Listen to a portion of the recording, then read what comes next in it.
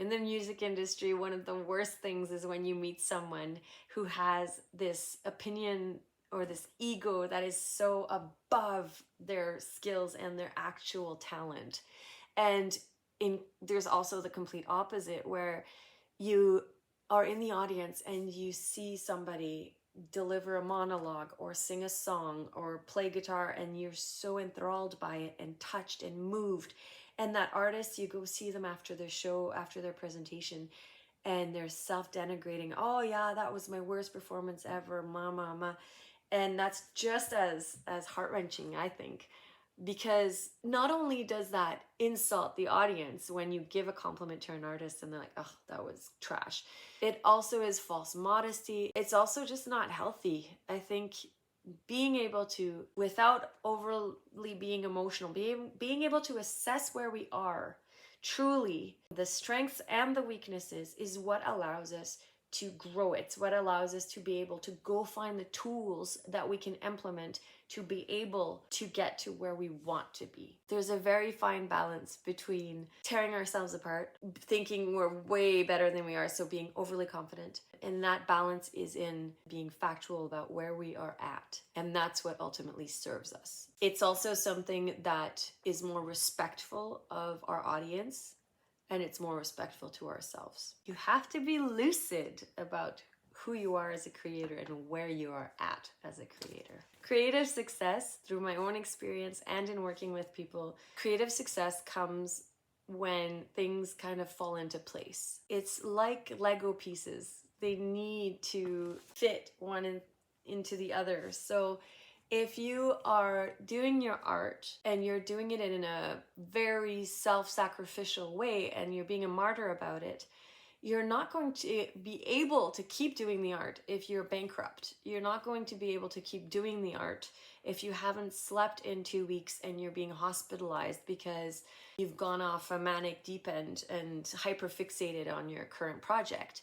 You're not going to be able to continue to create art if you don't have the proper support system.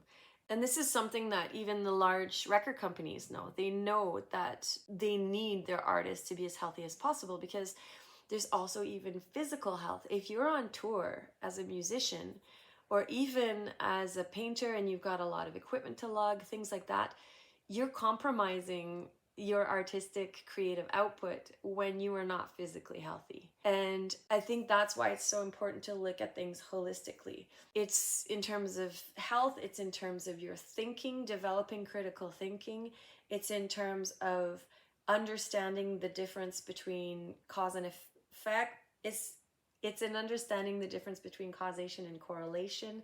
It's in understanding that voice in our head and knowing when to let those voices in your head speak and when to keep them quiet. I find the best approach is a holistic approach. It's in looking at things in their entirety and in all the aspects, so that you can keep moving towards bettering yourself while still forgiving yourself for where you're at and embracing where you're at. It can be very scary to admit where you're at. It can be extremely terrifying to admit that you haven't quite developed your singing skills enough. I'm deaf in one ear, so it was very difficult to admit to myself that, yeah, I wasn't always on pitch. And then once I was able to do that, that's when I was able to look at, okay, what are some possible solutions? Now that I've admitted that being deaf in one ear is not the best thing when you're a singer-songwriter, now can I look into resources? Can I explore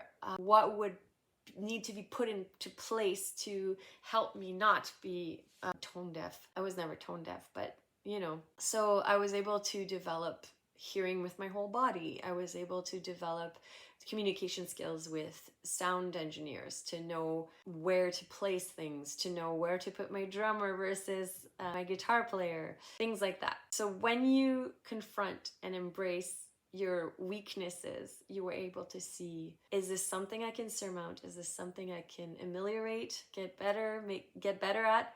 Or is this something that I have to accept won't get better? And then can I put into place things that are a safety net or that will counter this weakness in me?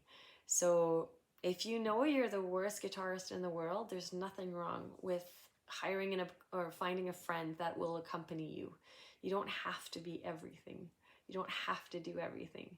And so it's a question of finding what are your strengths and weaknesses, and then have fun becoming better at what you're not so good at, and have fun figuring out solutions and be creative in those solutions. Because sometimes it turns out that those weaknesses lead us to such creative landscapes that we never would have even thought of visiting if it weren't for that weakness. The way I see it, we have an epidemic right now in what my stepdaughter used to call adolescence. It's fascinating because we're being encouraged to not grow up, to not be adults. We're being encouraged to be victims. Nothing's our fault. Everything is of an outside force. Nothing stems from us. And what that does is it actually disempowers us. When you think of being responsible for everything, it can seem very daunting and very exhausting and heavy. What is incredible though is the more you start to take responsibility for yourself, for your artistic expression, the more you start taking responsibility for your artistic career, understanding the ins and outs, understanding that you are not just an artist, but that if you do want to live from art, you are a product, in the sense of like you are the generator of the product, the artistic product. You are a business. And the more you start taking responsibility for that, understanding that, educating yourself, putting that into practice, something amazing happens. And that is that all of a sudden, things that in the very beginning felt heavy and difficult and just sucked all the energy out of you, and I'm talking about social media, for example, eventually when you start to embrace it, understand it, and you start to do extreme self-responsibility, it actually energizes you. It fuels you. It makes you want to do all these things.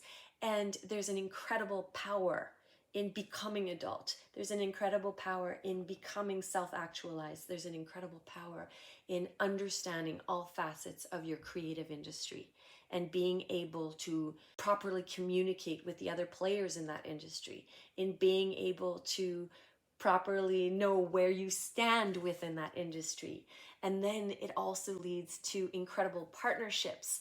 It leads to being able to find a team that supports you. But this whole dream that we have when we first start making art of being discovered, like, oh, somebody will walk by my house and see this amazing painting in my living room and just want to offer me a gallery exposition, or that song that I just made that is so, to me, incredible, and it's the perfect song, and how could you not like this song? Somebody will hear it and they'll be, oh my gosh, I want to sign you, and here's a booking agent, and we're gonna have you on tour within a year. That is so incredibly rare. That is so rare. Being discovered and having somebody, spoon feed you everything and take care of you as an artist is so, so rare. And when it does happen, it's often when you don't need it anymore. It's often when you finally have things figured out that you get people wanting to help you out. That's why I love having conversations with other artists. I love helping emerging artists look at where they are. And I love having these conversations, sharing tools, and working towards becoming these self-actualized, responsible adult artists. For years, I've struggled with feast or famine. Feast or famine, where I have no contracts, no shows for a while, and then all of a sudden I'm way too busy. Feast or famine in terms of creative output.